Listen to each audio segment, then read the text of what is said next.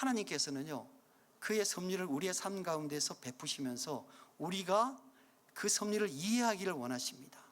그리고 심지어는요, 그 섭리 가운데 우리가 동참하기를 원하시는 하나님이세요. 그래서 그것을 통해서 우리가 하나님의 섭리를 온전하게 이해하고 실행하고 그 섭리가 세상에 여러분을 통해서 드러나기를 원하시는 것이 하나님의 마음이다 하는 것을 우리가 생각해 볼 필요가 있습니다. 배움이 많은 것, 많은 경험을 한 것, 실력이 좋은 것, 사회적으로 높은 직위에 있는 것, 이런 것들이 사람을 지혜롭게 만들지 않습니다. 물론 그들이 어떤 분야의 전문가일 수는 있어요. 그러나 이 하나님의 지혜는 그런 지식과 지혜의 결과가 아니라는 거예요. 제가 지난번에 야고보서 제가 강의를 하면서 이런 말씀을 드렸습니다. 지혜는 하나님의 마음을 알아야 돼요. 하나님의 마음을 알아야지만 하나님의 섭리를 이해할 수 있어요. 그것이 지혜예요. 세상 사람들이 갖고 있는 경험, 세상 사람들이 갖고 있는 책을 외워서 알 수 있는 지식, 이런 것들과는 본질적으로 다른 거예요. 하나님의 지혜는요, 하나님께서 우리의 삶 가운데, 우리 공동체 가운데, 우리의 국가 가운데, 이 교회 가운데 어떻게 일하실 것을 바라볼 수 있는, 그것을 볼 수 있는 힘과 능력을 주시는 거예요. 이것이 하나님의 지혜예요. 우리가 어디를 갈 때, 여러분, 우리가 길 갈 때 우리 신발의 그 앞끈만, 이 앞코만 바라보고 우리가 길을 간다면 우리가 제대로 길을 갈 수가 있겠습니까? 눈을 들고 멀리 쳐다봐야 됩니다. 그래야 목적지를 잃지 않고 온전하게 그 목적지에 제대로 도착할 수가 있습니다. 이런 마치 엘리야가 저 바다 건너에서 올라오는 이 손바닥만한 이 구름을 보면서 3년 6개월간 오지 않았던 비가 올 것이다라고 예견했듯이, 하나님의 섭리를 이해하는 사람들은 아주 사소한 일에 되어지는 것을 보면서도 그 안에서 하나님의 섭리를 깨닫습니다. 왜냐하면 하나님의 지혜를 가지고 있는 사람이기 때문에 그렇습니다. 이것이 믿음의 능력을 갖고 있는 사람과 그렇지 않는 사람들의 차이입니다. 내 시선으로, 내 생각으로, 내 가치관으로 어떤 일들을 바라보느냐, 그렇지 않고 내 생각을 내려놓고 하나님의 마음으로, 하나님의 시선으로 우리가 되어질 일들을 바라보느냐에 따라서 우리의 삶의 행보는요, 우리의 믿음의 행보는 완전히 달라지는 거예요.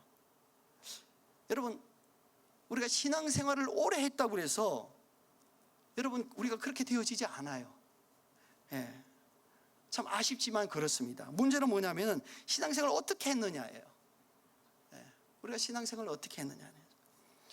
여러분, 파도 치는 해변가에서는 재밌게 놀 수 있어요. 그러나 그곳에서는요, 아무것도 발견할 수 없어요. 여러분, 바다에 있는 소중한 것, 중요한 것, 값어치 있는 것들은 뭐냐면은 심연에 있어요. 깊은 바다에 있습니다.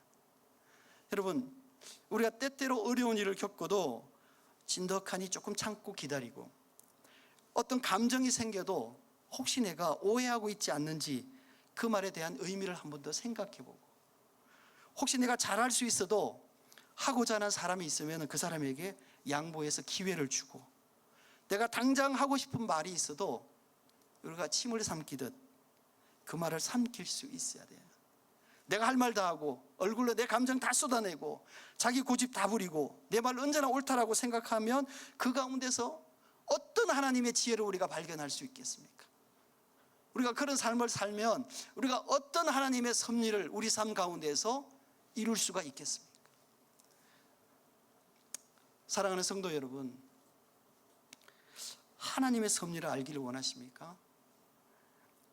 여러분의 삶에 임하시는 하나님의 긍휼을 경험하기를 원하십니까?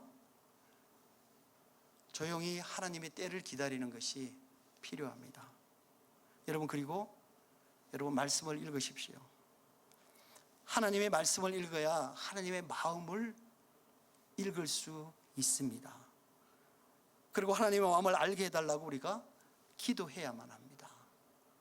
그래야 그 하나님의 그 은혜의 말씀이 나에게 임하셔서 내가 하나님의 섭리를 깨닫게 된다는 것입니다.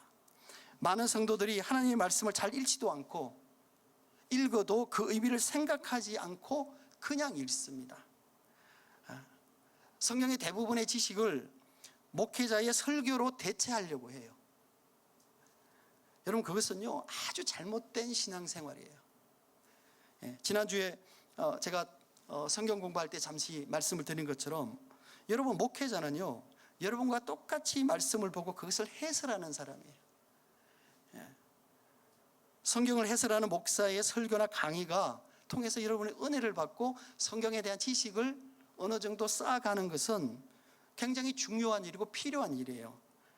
그러나 여러분이 직접 성경을 읽으면서 그 안에서 하나님의 마음을 이해하고 하나님의 뜻을 알고 하나님의 섭리를 깨달아가는 것, 여러분, 이것보다 더 중요한 일은 없다는 거예요. 만약에 여러분이 그렇게 한다면 여러분, 성경이 너무 재밌어지는 거예요. 너무 재밌어져요. 여러분이 눈을 감는 것이 아쉬울 정도예요. 정말입니다. 그래서 이 말씀을 통해서 여러분이 말씀을 묵상하면서 여러분이 성령의 음성을 정말 좀 들었으면 좋겠어요. 저는 여러분이 제 설교를 잘 들어주시는 건 참 감사합니다. 그러나 제 설교만 듣고 성경을 이해하면요 여러분은 저의 설교 안에 갇혀 있을 수밖에 없어요. 말씀을 읽으며 성령의 음성을 우리가 들어야 합니다. 그래야 여러분의 삶 가운데서 임하시는 하나님의 그 긍휼을, 하나님의 섭리를 여러분이 깨달을 수 있습니다. 그래야 우리의 신앙생활이요 풍성해집니다. 우리가 하나님을 더 깊이 경험하고 알아갈 수가 있습니다. 그래야 우리의 삶 가운데서 일어나는 우연으로 보이는 이 상황이 하나님의 섭리로 이루어지고 있다는 사실들을 깨닫게 됩니다. 여러분의 말씀으로 인해 하나님의 지혜가 여러분 삶 가운데서 풍성하게 나타나는 그런 성도들 되시기를 축원합니다.